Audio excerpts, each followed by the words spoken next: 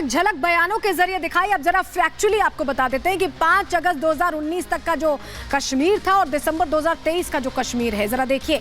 5 अगस्त के पहले, वो 2019 के पहले पत्थरबाजी की घटनाएं आम थी, अक्सर तस्वीरें आ जाती थी, खबरें आ जाती थी। अब क्या है, अब विकास होता दिखाई दे रहा है। जल्दी जल्दी आपको पॉइंटर्स हम बता रहे हैं। उस समय हड़तालों का दौर रहता था, बार बार तस्वीरें ऐसे आती थी, लेकिन अब रोजगार मिल रहा है। आतंक का बोलबाला, घटनाएं होती रहती थी, लेकिन अब शांति बरकरार है, जो सबसे ज्यादा जरूरी शायद जम्मू कश्मीर के लिए था। उस समय पर्यटन में कमी थी, लेकिन अब सद्भाव भी है और पर्यटन में भी तेजी आई है। उस समय अपराध जगत में युवा पीढ़ी जो कहीं ना कहीं घुसी रहती थी, उसी में उनको झोंक दिया जाता था, लेकिन अब मुख्य धारा से युवा को जोड़ने का काम किया जा रहा है। ये नया कश्मीर है। लाल चौक पर उस दौर में खौफ रहता था, इतना खौफ रहता था कि तिरंगा नहीं फहराया जा पाता था, लेकिन अब दिसंबर 2023 की सच्चाई आपको बखूबी दिखाएं तो वहां पर तिरंगा लहलहा रहा है। वैश्विक सम्मेलन G20 जैसा आयोजन जम्मू कश्मीर में, आप सोच सकते हैं कि 2019 तक हो सकता था, बिल्कुल नहीं हो सकता था, क्योंकि दहशत का साया था, लेकिन अब लाल चौक पर झंडा भी लहरा रहा है। और बड़ी बात यह है कि सब कुछ बदल गया है कश्मीर में। एक रिपोर्ट हिमानी नैथानी की पहले आपको दिखा देते हैं। जिस लाल चौक पर ये घंटाघर जहां पर इस वक्त मैं मौजूद हूं, ये दरअसल एक सिंबोलिज्म के तौर पर हमेशा ही इस्तेमाल किया गया है। जब तक जो अलगाववादी जो ताकतें रही, जो आवाजें रही, जो अलगाववादी रहे, वो जब उनका मन आया वो कश्मीर पर ब्रेक लगा देते और यहीं पर ही वो ऐलान जो है वो उस तरह से किए जाते थे। लेकिन आज लाल चौक की तस्वीर और माहौल की आप बात कर रहे हैं, तो जो स्थानीय लोग यहाँ पर मौजूद है वो तक ये बताते हैं कि शाम में यहाँ पर इस तरह का नजारा कभी नहीं दिखता था। अभी तो थोड़ी देर पहले यहाँ पर बाजार लगा हुआ था, एक अलग ही रौनक यहाँ पर दिखाई दे रही थी।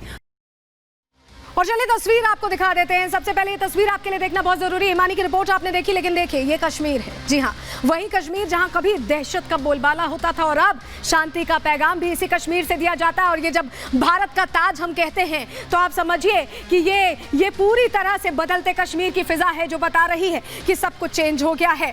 लेकिन आपको बताएं, धारा 370 पर कल सुप्रीम कोर्ट की तरफ से फैसला आने वाला, बड़ा फैसला आने वाला। और याचिका में क्या क्या कहा गया था वो जानकारियां आपके सामने रख रहे हैं। संविधान के साथ खिलवाड़ हुआ है, संघवाद पर यह हमला, इस तरह की याचिका में कहा गया। धारा 370 अस्थायी व्यवस्था नहीं थी, याचिका में यह भी कहा गया। दलील दी गई आर्टिकल 368 अनुच्छेद 370 पर लागू नहीं होता, ये हवाला दिया गया। लोगों की राय के लिए यह फैसला लिया गया है, यह भी कहा गया। सरकार को विशेष दर्जा हटाने का हक नहीं है, यह भी याचिका में कहा गया। जो बातें याचिका में जिस पर कल फैसला आने वाला है वो हम आपको बता रहे हैं। सरकार ने बहुमत का अनुचित फायदा उठाया, यह भी कहा गया है याचिका में। लेकिन सरकार ने क्या तर्क दिया है, अब चलिए जल्दी से आपको वो भी बता देते हैं, क्योंकि सरकार ने जो तर्क दिया है वो जानना आपके लिए बहुत जरूरी है। इस याचिका पर जो सवाल खड़े किए गए थे उस पर क्या जवाब सरकार की तरफ से आया।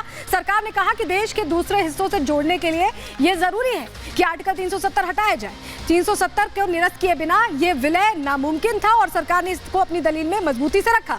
धारा 370 हटाना संविधान सम्मत फैसला है, सरकार ने बात दोहराई। बीते करीब 4.5 सालों में घाटी की तरक्की हुई है, यह भी बताया कैसे बदल गया है कश्मीर। आतंकी गतिविधियों में करीब 45% की कमी आई है, सरकार ने यह हवाला दिया। घुसपैठ में भी 90% की कमी आने का दावा सरकार की तरफ से जो तर्क दिए गए उसमें कहा गया है। पत्थरबाजी की घटनाओं में 97% गिरावट आई, यानी पहले बहुत होती थी, ये बात सरकार ने अपनी दलील में कही। स्थिति अनुकूल होने पर राज्य का दर्जा देंगे, ये भी कह दिया सरकार ने। अब कश्मीर पूरी तरह से बदल गया।